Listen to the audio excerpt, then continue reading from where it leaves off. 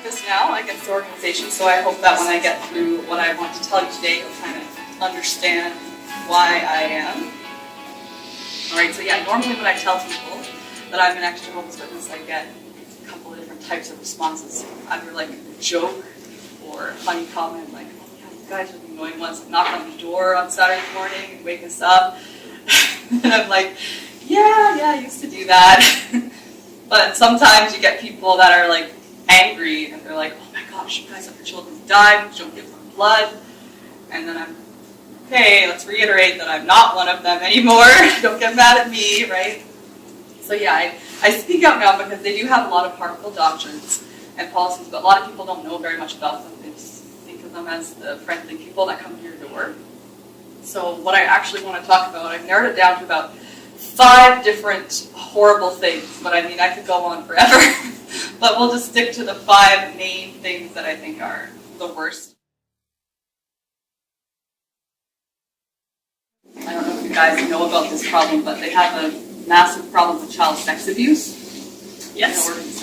Yeah. So it's just starting to get some media attention now, but it wasn't very well known for a long time, and people even in the organization aren't very aware of it unless they've had personal experience with it. They're not aware of just how common it is within their organization. So the reason that it's so common is they actually have a rule that they adhere to, and us ex-members have given it a name. We call it the 2-witness rule. So they don't actually have a name on it themselves, it's just something they follow. So the elders in the organization follow this rule, coming down from the leadership, the governing body, and they have this little book here. I printed out a copy of the front page, Shepherd the Flock of God, and that's how they get all of their rules for how they handle situations in the congregation. So in this book, it tells them how to deal with instances of child sex abuse. So basically, if you have a child who goes to the elders and says, I've been abused by so-and-so in the congregation, the elders will say, okay, is there another witness to this abuse? And do you satisfy seriously? So until there's another witness to the accusation, they don't do anything about it. Actually, the only thing they might do is go to the accused and ask them if this is true. And what do you think we're really going to accomplish, right? So the person accused will probably, most likely, they always say no. And then nothing happens further. So if you want to kind of read more about that, I've highlighted some areas in the Shepherd the Flock of God book. You can pass it around. It's not the whole book, it's just a couple pages, obviously. So yeah, it's a very... Do you think they learned that from the Catholics? They want to cover that because the Jehovah's Witnesses have an idea that they are God's true organization, like every other religion even, but especially with cults, they are very sure that they're the only ones, right? So they don't want people knowing that they have these problems because it might cause some doubts within the membership. And I think this rule was made specifically for that, to try to keep everything under wraps. And it's been successful for a very long time, actually. It's only just now becoming a bit more known to the public and some of the witnesses. So when I was a witness, I knew of 2 girls that were abused, and nothing happened to the abuser because there wasn't another witness. But at the time, because I was still a witness, I was just kind of thought it wasn't a very common thing, and that I didn't really think much about it. It was like, oh, this doesn't happen very much, it's just a horrible situation. And it didn't even come into my mind, or their parents' mind, to take it to the authorities, because it's the culture of the Jehovah's Witnesses to not really have trust in the secular authorities, so police or court systems, yada yada. So nothing was done about it. But since I've been out, I actually have a really good friend of mine named Trisha, who is also another activist. Her YouTube handle is Trisha Frangina, and she was also affected by this rule. She was abused for about 14 years of her life by her own father, and when she went to the elders about it several times, they wouldn't do anything about it. They pretty much told her to go home and listen to your parents, and yeah. And even her mother, actually, who could be considered a second witness, went to the elders to try to be able to leave this man, be allowed to leave this man because of what was happening, and they just told her that, well, if you paid him his due, you wouldn't have to do that. It's really horrible. So this kind of stuff, it does happen, and I mean, not all elders are going to be that horrible, but a lot of them just really don't know what they're doing. They're not equipped to handle these types of situations, and they should go right to the police, but they don't. They leave it in Jehovah's hands, as that book says in some of the highlighted areas. There's also, in Australia, they held what's called an Australian Royal Commission, and basically that was the government of Australia looking at institutions that dealt with children and how they handled child sex abuse. And when they also looked at the Jehovah's Witnesses and were appalled by them. I think the head guy there, I can't remember what they call him, he was one of the judges, he said that they were probably the worst organization of all of the ones that he looked at for their policies, because their policies directly are in place to cover it up instead of actually helping to fix the problem. And the Australian Royal Commission also had a redress system set up. So basically, all of the institutions that were investigated could put some money into a big pot, basically, and then give it to the victims who they found within their institutions. But the Jehovah's Witnesses never did sign up for the redress scheme. So they were one of the very few that didn't. This is a quote, I'm just going to read it to you. She's by Laura Kaput. She is a prominent activist in Australia. It says, at the recent national apology, the Royal Commission into Institutional Responses to Child Sexual Abuse reported that there were at least 1,800 alleged Jehovah's Witness victims in a membership of about 68,000. Per capita, the incidence of abuse was much higher than the Catholics, 4,444 allegations in a membership of about 5.3 million. But the Jehovah's Witness Church reported none of the 1,800 abuses to law enforcement, hasn't acknowledged the victims, didn't say sorry, and refused to join the redress scheme. In fact, it often blamed the victims and then kept them silent via a unique method of shunning. Jehovah's Witnesses were hidden under a veil of respectability for long enough and now need public support to stop these human rights abuses. So I think that's pretty much sums up the problem that they have with child sex abuse. Australia was the first government to do something huge, so we're all trying to follow suit there.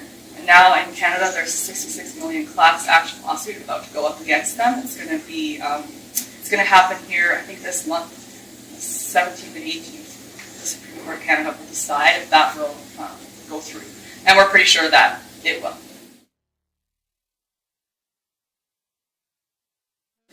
The second huge issue, you guys have probably heard about, well, I mean, I already mentioned it, but you've probably heard about their view on no blood.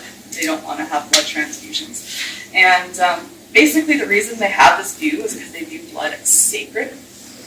And they have scriptures that they look at for reasons why they view it that way and why they don't accept blood transfusions. But just typical with all destructive cults, their reasons for disallowing the life-saving blood transfusions are based on scriptural inaccuracies. So I know you guys are atheists, so you probably don't care much about what scriptures say in a way, but it does help to understand why what they believe, and then to appeal to them using scripture, because they will actually listen better if you can do that. So one point that kind of refutes their whole idea of the no blood is in Matthew chapter 12, verse 11. Jesus talked about a sheep falling into a pit, and who would not save him, who of you among you would not save the sheep even if it was on the Sabbath, right? So that principle was putting life above law. So in the case of something like that, life should always precede the law. That's what Jesus was trying to highlight. Whereas the witnesses, they will let people die, even because they think the scriptures say no blood, they'll let them die. And it's like, oh, law doesn't matter. Law comes first. Where that scripture clearly refutes that. Also, obviously, in the Bible, when they talk about not taking blood into the body, they're only talking about eating it. There's no such thing as blood transfusions back then, obviously. But they take a scripture in Acts chapter 15, and they use that portion that says abstain from blood, and that's that one scripture that they will just highlight all the time, abstain from blood, abstain from blood, but they're not really looking at the context. So when you look at the context of that whole chapter, you actually find out that where the Apostle Paul was saying abstain from blood, he was talking to Greek Christians in referencing, he was letting them know to abstain from blood when dealing with the new Jewish converts to Christianity, because they were being stumbled by the fact that the Greeks were just eating blood or eating meat that wasn't blood from them. So basically he was saying, stop offending them. So it's like the politically correct version back then. Stop offending them, think about them. But it wasn't saying to abstain from blood to the point that you're going to die. You can have it, obviously. Right? So this kind of stuff can really refute their teaching, but they don't like to listen, unfortunately. So nowadays, the witnesses are allowed to have blood fractions, which is weird. So they changed that in the early 2000s. They flip-flopped their doctrines a lot. And in the early 2000s, they changed that. So basically, there's 4 main elements in blood. So they said, okay, you can have a fraction of the fractions, but you can't have a whole blood transfusion. So now there's certain diseases where somebody might just need part of the blood that is helpful. Now that they're allowed to have fractions, that does help. But there are obviously a lot of situations where you need a whole blood transfusion. And if you don't get it, you're going to die. So that still happens at an alarming rate. So, I mean, I'm not going to be too hard on them. At least they changed it a little bit, but not What are quite. their justifications for changing it, though? Because if they take that literally, then how can that... Well, see, this is another point, actually, is their change doesn't even make sense to their doctrine. Right. I think they changed it because of probably numerous lawsuits against them in the past. And they probably had to change it a little bit, but they can't completely get rid of it because so many people have died already.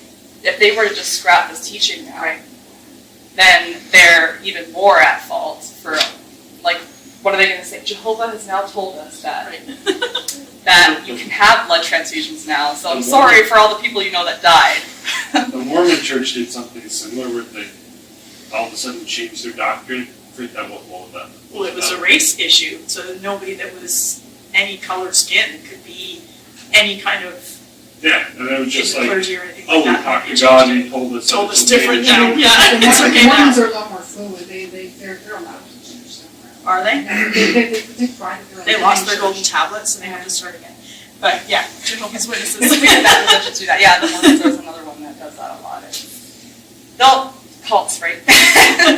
Anyway, I find it funny because, like you mentioned, it doesn't make sense with their policy. They pretty much are now saying you can't eat a ham sandwich because we don't want you to eat, bread, cheese, and mustard and ham together. But you can take it apart and eat it separately. Like, it doesn't really make sense. So people are still dying because they can't have a blood transfusion, and it's unnecessary because they're allowed to have fractions. But anyway, like I said, it doesn't make sense.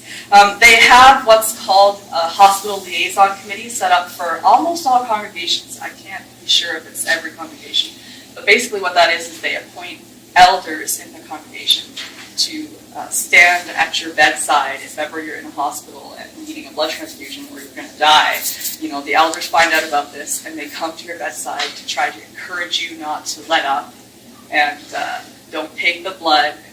Encourage you or guilt you? Yeah, discourage you from living, encourage you to die. Yeah, pretty much. And there's actually a case that happened in 2016 with a woman named Eloise Dupuis in Quebec here, and she gave birth to her son, her first newborn baby. She's only 26 and started hemorrhaging, needed blood, but right away all of her Jehovah's Witness family and friends and elders, came to her side, and actually her worldly, what they call people who aren't witnesses, her worldly family weren't allowed in the room before she eventually died. So, actually, if you want to read about that later, I can pass this around, but this is actually a story of 2 people the same year, just this, or 2016, this happened to 2 different women in Quebec also.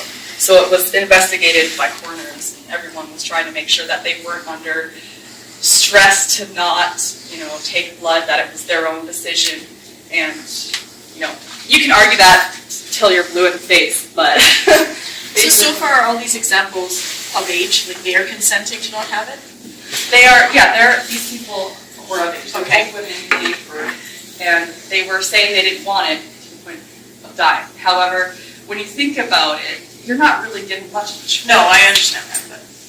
So what I feel is the problem when you think about it, you only have like 2 options when you're witness. You can die, and then you'll be a martyr, but like heroic in their eyes, or you can choose to live, and you'll literally lose everybody in your life.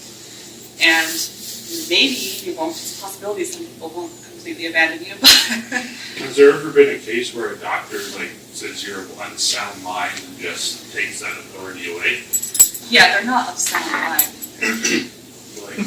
like doctors can take that authority, like if they Oh, don't think yeah. you're making So a there are decision. cases like that. Like in the case of children, sometimes the courts have made like an emergency medical directive and like got in there and it's like, save this child's life because these parents are crazy. So that has happened sometimes. But in the case of like adults in Canada, a lot of times if they say they don't want it, they can't really do anything about it. Yeah. So yeah, they don't have much choices, unfortunately, and I feel like choose. Yeah, It's not... yeah, and it's too bad because you think about it, like a new mom would definitely want to have seen her child, her newborn, and raised them. But wow, what kind of stress must you be under to actually allow yourself to die in that type of situation? It's not normal, so it shows you there that their mind isn't really their own. But yeah, so. It's just another horrible aspect. So yeah, if they accept it, they can, that's basically them disassociating themselves from the Jehovah's Witnesses if they accept that blood transfusion. And that would lead to shunning. So that kind of leads me to my next point. Is there any method of forgiveness? Well, actually, good question. So what they can say if they take the blood, they can say that they were just, under extreme stress, doctors were pressuring me, blah, blah, blah. I'm really, really sorry. They're still going to get punished. Okay? So now we're on to this disfellowshipping topic. So you can be shunned for, which is shunned, disfellowshipping, same thing. You can be shunned for many different things. As a Jehovah's Witness, in the Shepherd, the Flock of God book that I kind of passed around there. Picture of that.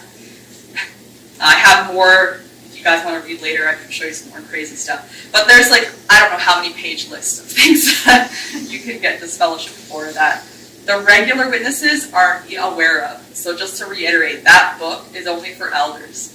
No one else can read that. So they're not even aware of everything on that list that you can get disfellowship for. Have you seen this book? Yeah. You've seen, It's you've seen the whole... online now. Yeah, it's been leaked. It's that internet Oh, it's man. been leaked. Okay, It's been leaked. I love it. Leak Yeah, I time, printed right? everything out. It's great. Yeah, but of course, back in the day, you could do that, right? But now everything. Former elders have left and uploaded the whole thing, right? So it's great. Another thing, so this fellowship thing, you can lose, your whole family, basically, everyone in your life. When you're a witness, you don't have other friends outside of the organization. You have acquaintances, but you don't really have close friendships. So if you get this fellowship, you're pretty much left with nothing. You can also disassociate from the religion, so say you no longer want to be one, and that will carry the same weight. You just talk to the elders to say, I don't want to be a Jehovah's Witness anymore, probably sign something, and then they will make the same kind of announcement as they would to the congregation, as if you were disfellowshipped, as if they removed you. And then you'll be shunned again by everybody. So that's very different to most religions, like the normal ones that don't, for example, my parents, before they converted to being witnesses, they were Anglican, and they had to become witnesses, they had to write a letter of disassociation from the Anglican Church. And they did that, and they got a letter back, like a nice letter back, saying, well, thanks for being, Anglicans for so long, and blah, blah, blah, And it was like nothing, no hard, like nothing. Their whole family could still speak to them. That's not the case with the Jehovah's Witnesses at all. So if you disassociate, that won't be the case. When I was 19 years old, I actually got this fellowship. I'm not going to go into the reasons why, but yeah, I got this fellowship, and that was interesting because at the time, I was living with JWs, in their basement, not my parents, but other people. So I had to move out because I knew if I didn't, they would just kick me out. And luckily for me, my parents did allow me to come back into their home, but that's not often the case, especially. Had you been baptized already? I was, yeah. So that's- You have to get baptized to get this fellowship. Well, because my boyfriend was baptized and he left, and his sister also left, but it was much worse for him because he had been baptized and she hadn't. Yeah. So if they still talk to her and everything. Yeah, actually, that's kind of funny because my sister was never baptized, and she still gets talked to by my brother who shuns me. So, because I was baptized. So I guess that's the difference. Would your parents have risked this fellowship themselves by letting you back in? Would they disfellowship themselves? Oh, would they get in trouble for letting me? Yeah. Well, they could. So the thing is with my parents is that my dad was never an elder or a ministerial servant, which is another title within that. It's like just below the elders. So he never had much, clout in the organization. He didn't have a lot of people that he had to impress with his perfect little family, right? If he was an elder, he would have had a lot of pressure on him to kick me out. Because it's like, oh, you can't be an elder and still have your family living with you if they're not in good standing. So because he wasn't, my parents weren't too pressured to kick me out or anything like that, but they were told that they shouldn't have any more than necessary conversation with me while I was living there. But I had nowhere to go. So I had to go there. I'm glad that my parents aren't a little bit crazy. My parents are less crazy than some others. So yeah, they're not so strict, but I'm glad that I had somewhere to go. So as you can imagine, this type of punishment, serious punishment where you lose everyone in your life, can cause a lot of distress. And actually a lot of people have committed suicide over this kind of stuff. I personally know, I have one friend that I know who committed suicide. She was a really good friend of mine. She didn't commit suicide necessarily for shunning, but it did play a role. I feel that she got in trouble in the organization, and there was an announcement made, and then people kind of pulled away from her. So she didn't feel welcome in her congregation anymore, and she kind of went out on her own. And if you grow up like that as a witness, you're going to immediately feel guilt for just living a normal life. Everything piled on top of another.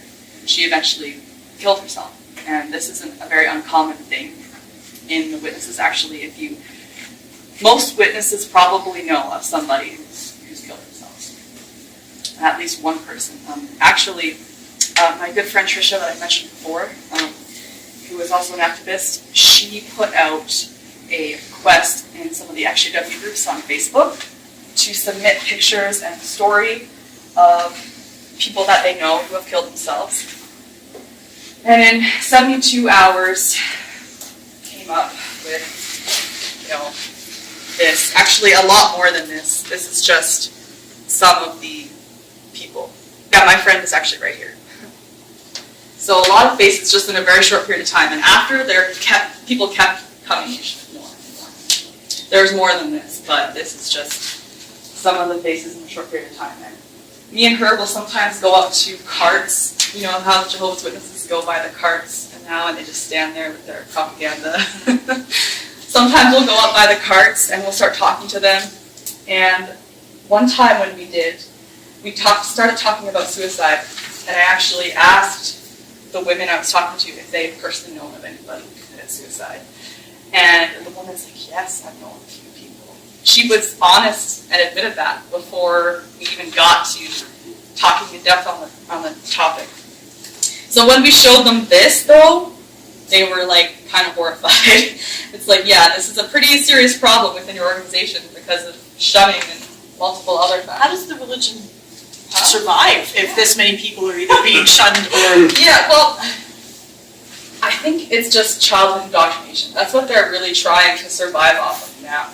And actually, in the last few years, I've noticed that they amped up the propaganda towards children more so than they have in the past. Like when I was a kid, there wasn't many things like, now you can print off coloring books and all kinds of weird stuff on the website. And they have like cartoons and everything. But when I was a kid, it wasn't like that. And I feel like they're focusing really hard on trying to get the next generation brought up. Right, there was that leaked cartoon. Yeah! Somebody Probably the one about Caleb and Sophia. Was it about homosexual? Yeah. Yeah. Okay. Yeah, that was fun. Maybe we'll talk about that later. Yeah, so they are very adamant on trying to get the younger generation very indoctrinated because they want to keep this going. And they need to, because they're getting sued left, right, and center right now. So they need to have their money. So they're very good at doing that. Anyway, so all of these issues are huge, but there is still a couple more. All right, so a big one is how women are also treated in organizations. They have very little rights and very little say within the family unit. Marriage isn't really very healthy in the organization because it's not focused around people being like partners. They're not focusing on partnership, coming together, working well together. It's not about that. It's that they kind of focus mainly on like the headship principle where the man is the head and he has all the say and everyone else just kind of has to follow along. And I mean, not every marriage is horrible. I mean, a lot are, but I have seen some couples where I would venture to guess, I mean, I don't see in their homes, but I have seen some where I venture to guess that they work well together and they're happy. I'm not trying to say every marriage is awful, but there definitely is some issues. And because the man tends to be the head of the house and that's where the focus is, you can see how something like that can go terribly wrong. So actually, I just wanted to read you a brief story. This was also submitted onto an XJW group that I am a part of. I asked her if I could read it, and she's okay with it. I just have to leave out names and stuff, so I'm going to try to go over this briefly. It shows you how horrible this can go. It says, I was raised a JW in a very small congregation. My father was and is still an elder. I went out in service, did my studies, and played the role of elder's daughter. As a female JW, I was taught, 1, keep my mouth shut, 2, do what I am told, and most importantly, 3, always play my role and save face. I played by those rules, and because of my loyalty, my father's uncontrollable anger issues were taken out on me. I was beat all through my childhood until the age of 16. I had to be kept out of school so often that the school took my parents to court, so I ended up homeschooled, a JW homeschool, of course. I went to the meetings, sat in the front row, and was the perfect happy JW. On the inside, I was dying a slow and miserable death. Everything that was me was fading away. I was a punching bag and could never be anything else. My sister was my only true friend and my only escape from the raging hell that was my life. At 17, I couldn't do it anymore. I had to leave. I had to find a way out. So I went with the fastest way out, a man who was 21 years older than me. I learned very quickly I didn't know anything about relationships, so I went with what I did know. The man is the head of the household, keep my mouth shut, and do what I am told. He sexually abused me, he beat me, and after a year, he pulled a gun on me and nearly killed me. All my father could say was it was my fault. I no longer have Jehovah's Spirit. I made my choice. My mother left after that, and now she is married to my stepdad, what a real dad should be. And I am very happily married to my soulmate and have 2 handsome sons. I still struggle with things, and I am on various medications. I go to therapy and see a psychiatrist, but I am taking it day by day. I no longer abuse drugs or alcohol, and I now have a normal life with my loving family. So at least her story has a good ending. And this is why I chose this one, because they don't all have a good ending. But she is an example, being in a toxic family situation where nothing is done to stop this type of abuse. And she said her father, from the beginning, he is still an elder. So that's horrible. I mean, and eventually her mother left, that's good.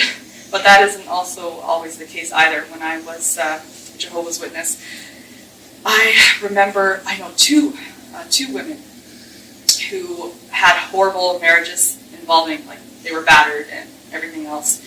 And sometimes the men cheated on them, but because they didn't have two witnesses to it, they couldn't confirm that as well. But also, they couldn't leave because the Jehovah's Witnesses follow this principle where the only way you can get out of a marriage is through adultery. So if he doesn't admit to, an affair or anything like that, then they encourage them to stay.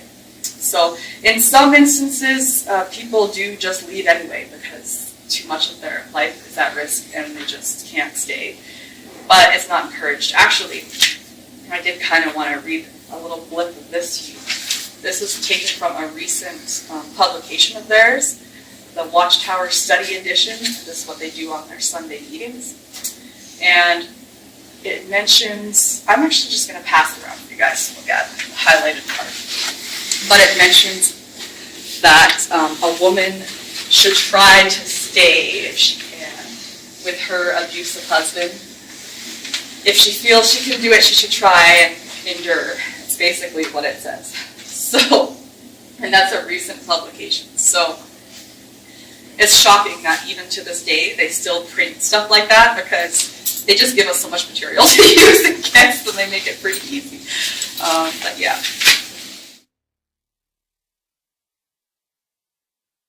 So yeah, one more thing I wanted to touch on is higher education.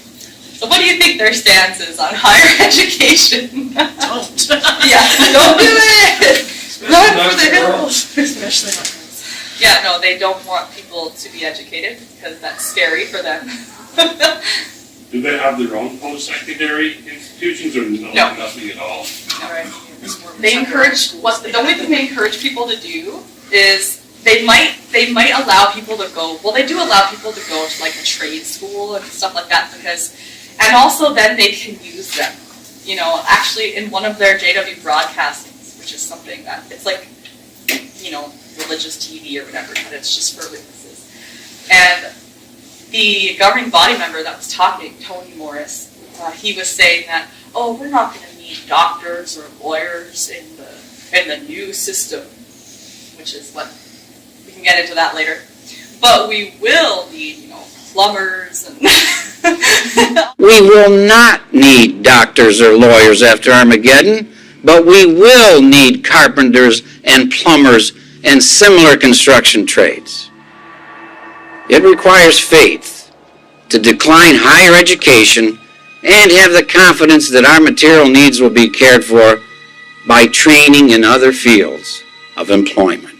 All of these, and it's funny because they're encouraging people to get these trades because the witnesses build their kingdom halls for free, so they have free labor. And so fast. And Those so kingdom fast. halls go up They go in up. a day.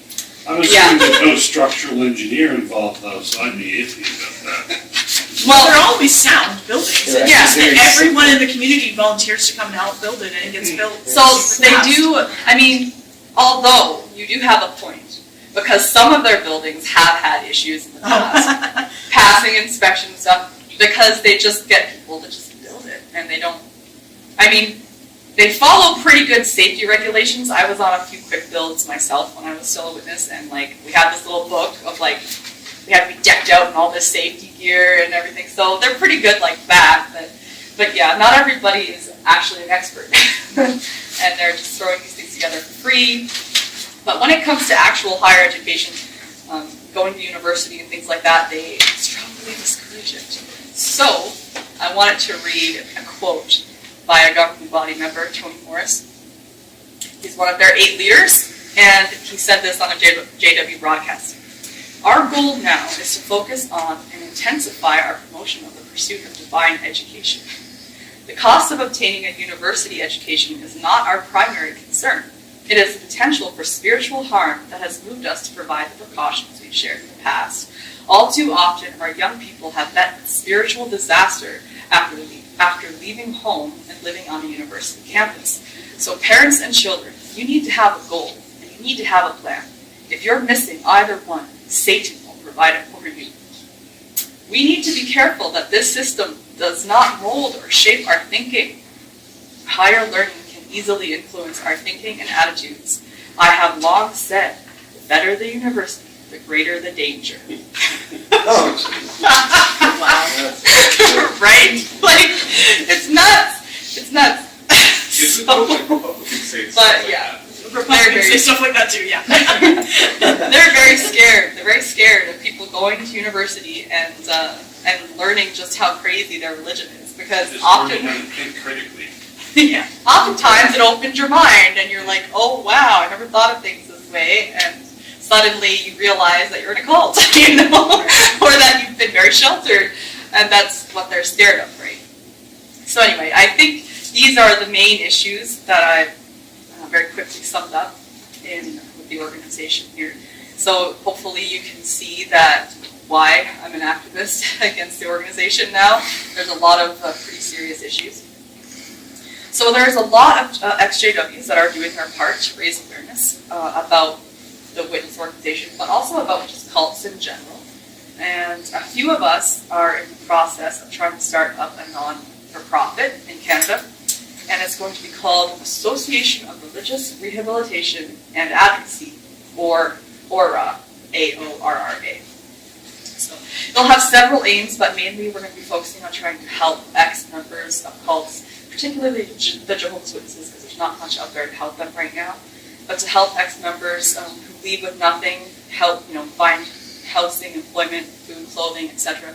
But also we want to help give counseling if needed, or provide places that they can get legal aid as well, because in lots of cases when somebody leaves, they might say they have kids. There's a lot of custody battles that happen, and actually the Jehovah's Witnesses are prepared to fight for saving the kids. Like in the Shepherd the Flock of God book, there's actually a whole section dedicated to helping people try to keep their kids from their worldly fathers and mothers, etc. So pretty crazy.